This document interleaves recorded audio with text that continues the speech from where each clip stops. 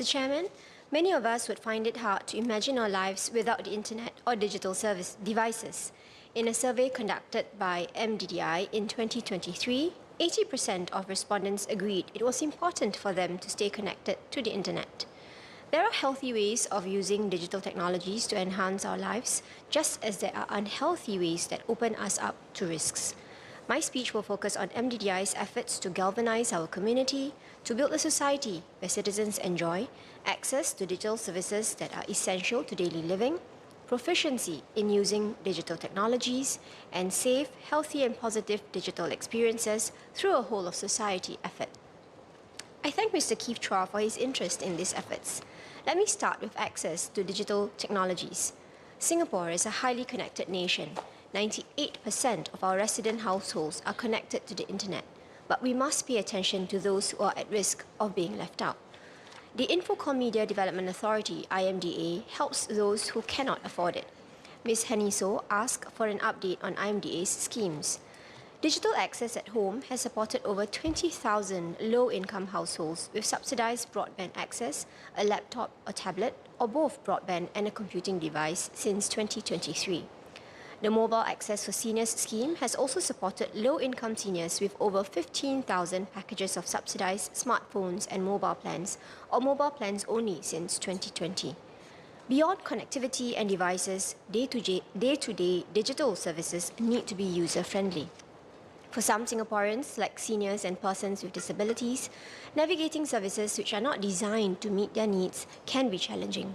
A well-designed website or app can make a world of a difference.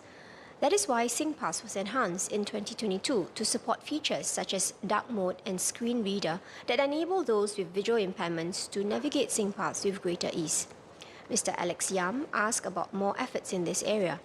The government takes inclusive design seriously, and government agencies are expected to be user-centric when designing their digital services.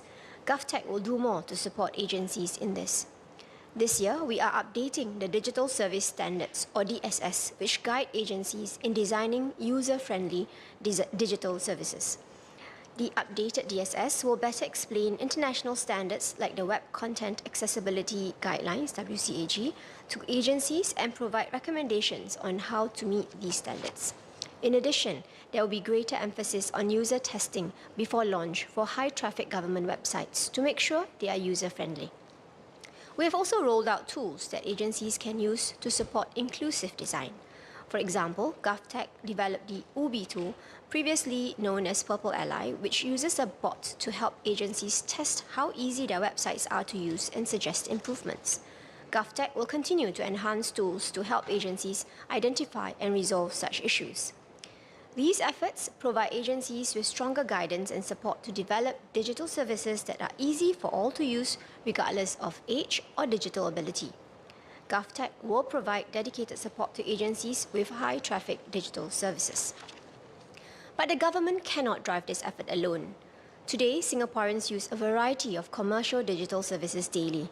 The private sector plays an important part in designing user-friendly digital services. We want to encourage and partner them in this. The UBI tool, which I mentioned earlier, is open-sourced and freely available for private sector companies to use. We encourage more to make use of this. Last year, GovTech held the inaugural Co-Creation Lab, which brought together representatives from government agencies, private sector companies, as well as community users. We were heartened to see so many partners step forward to understand the challenges that seniors and persons with disabilities face when using digital services such as making e-payments, using ride-hailing apps, and making healthcare appointments. These conversations help service providers identify improvements to their services to make them user-friendly. The Co-Creation Lab demonstrated the need to strengthen partnerships across the public, private, and people sectors. MDDI will launch a work group with partners from the public, private, and people sectors to co-create and co-deliver initiatives to develop digital services that are more user-friendly. Details on this work group will be announced later. Even as we enhance the user-friendliness of digital services, we acknowledge that some Singaporeans will need physical support to access government services. Dr. Tan Wo Ming and Ms. Denise Phua highlighted this in the budget debate, and Mr. Jarrod Giam raised this in his cut. Residents who need assistance with government digital transactions can continue to get in-person assistance at government agencies' physical service touchpoints. Trained service ambassadors will assist less digitally confident individuals with their transactions. Residents can also visit Service SG centres for assistance with 600 frequently used government services and schemes. The government will continue to be citizen-centric in our approach and make non-digital options available so that no one is left out. Let me move on to digital skills. 2 in 3 Singaporeans have basic digital skills and are able to carry out day-to-day tasks online, such as buying products and services, searching for information, and making contactless payments using a smartphone. To set ourselves up well for the digital future, Singaporeans also have to learn new technologies, such as generative AI or GenAI, which can help us with daily tasks. This upskilling is critical, as Ms. Denise Poh emphasised in the budget debate. Without this, the increasing use of GenAI around us, like how many businesses now use chatbots to deliver customer services, can feel alien and scary. To demystify GenAI, we must understand its risks and limitations and learn how to use it responsibly.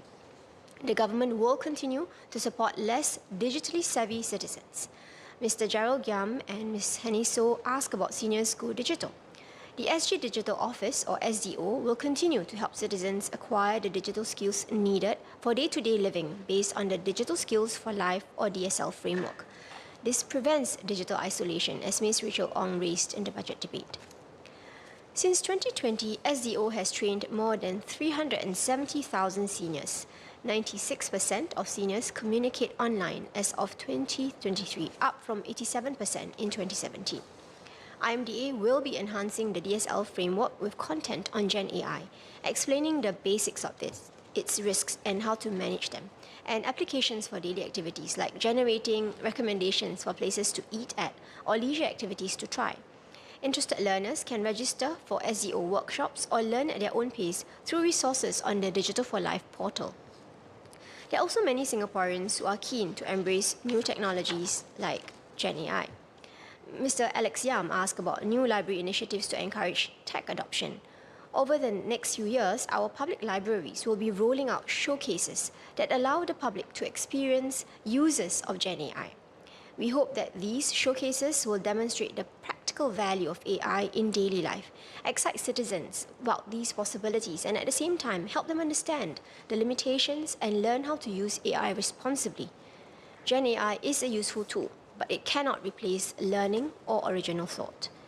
These are just some of the activities that citizens can enjoy at our public libraries as NLB celebrates its 30th anniversary in 2025. NLB will host a series of NLB 30 events to mark 30 years and beyond of empowering Singaporeans to read, learn, and discover together. More details will be announced later this year.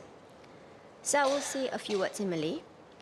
Antara cara terbaik untuk kita belajar menggunakan teknologi canggih adalah melakukannya bersama dengan mereka yang berfikiran sama dengan kita. Satu usaha perintis yang membuka peluang untuk masyarakat berkumpul dan belajar bersama adalah Lorong AI. Ia adalah hak masyarakat yang memberi ruang kepada mereka yang punyai persamaan dan minat serta kemahiran dalam AI untuk meneroka bagaimana mereka boleh memacu pembangunan AI bersama.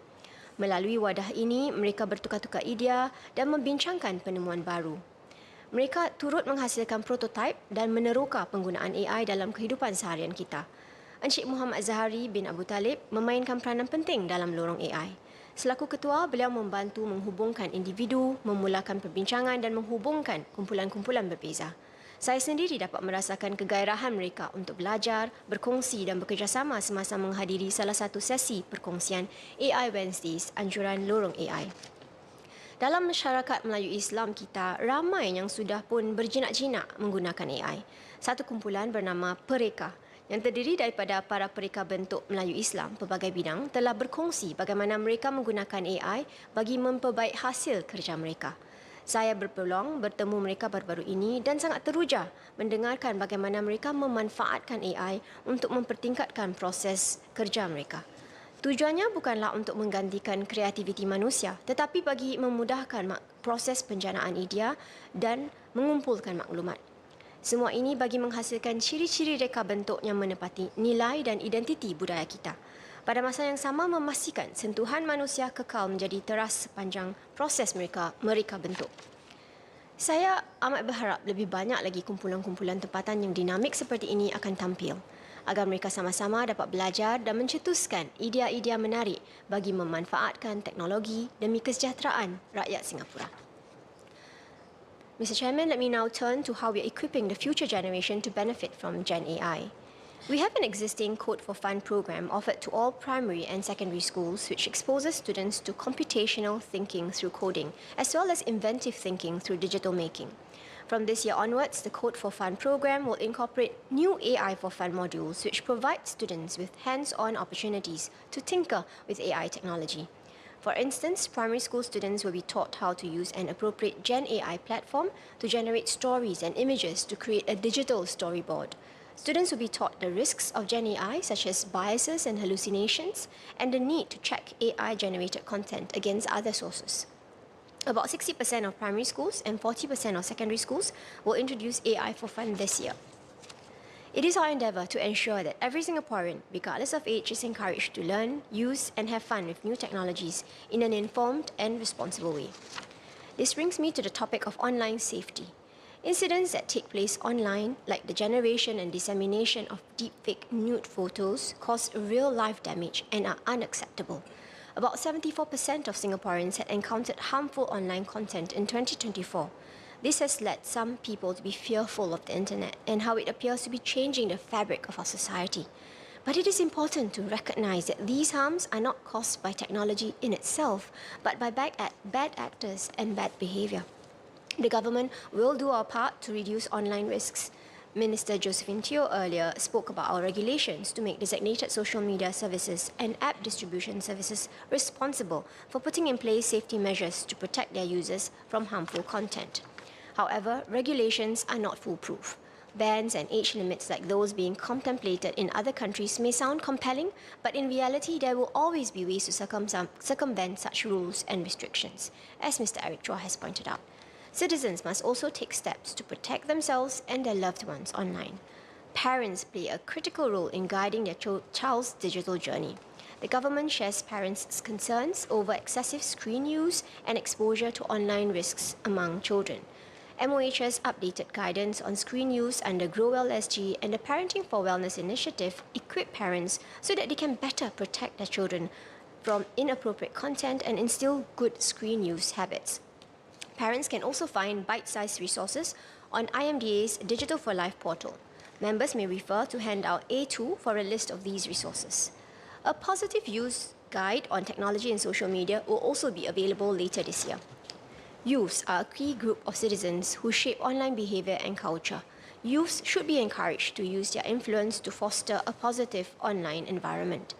I was encouraged to see students championing a kinder internet at the recent Digital Wellbeing Roadshow at the Singapore Management University. One booth featured an interactive game that showed participants how to navigate online conversations and respond to their friends with care and kindness. Over 650 students participated in the two-day roadshow. Toxic online discourse is worrying because it undermines our ability to understand one another and disrupts our social cohesion. As Mr. Alex Yam mentioned, we must be civic-minded in the online space, just as how we conduct ourselves in our shared physical spaces, like our neighbourhoods, parks and schools. The government is committed to exploring new ways to nurture a positive online space. We will study issues like online polarization that can negatively impact our social cohesion and explore ways to encourage a culture of positivity and civic-mindedness online. In the work that the government does, it is always important to check in on the sentiments of the community. This allows us to accurately identify Singaporeans' concerns and aligns with the expectation of a responsive government. Mr. Gerald Giam shared his experience with surveys and asked if they were commissioned by the government. It is unfortunate that the pollster did not disclose to Mr. Giam the identity of the commissioning party for the survey. Without the benefit of seeing the actual questionnaire, it is difficult to say for sure that the surveys were conducted by the government. In MDDI's case, we conduct regular polls to gauge the public's awareness of scams as well as the quality of mainstream and online media and the public's news consumption habits. When asked by respondents, our representatives would identify MDDI as the commissioning agency for the surveys. We conduct the media polls to help government agencies to adjust their public communications efforts to better reach target segments on key national policies. They also help shape our public broadcast funding. The poll findings on scams help MDDI to shape our policies to tackle online harm. The findings from government commission surveys are MOS Rahayu might want to round up. Yes, just 2 more paragraphs.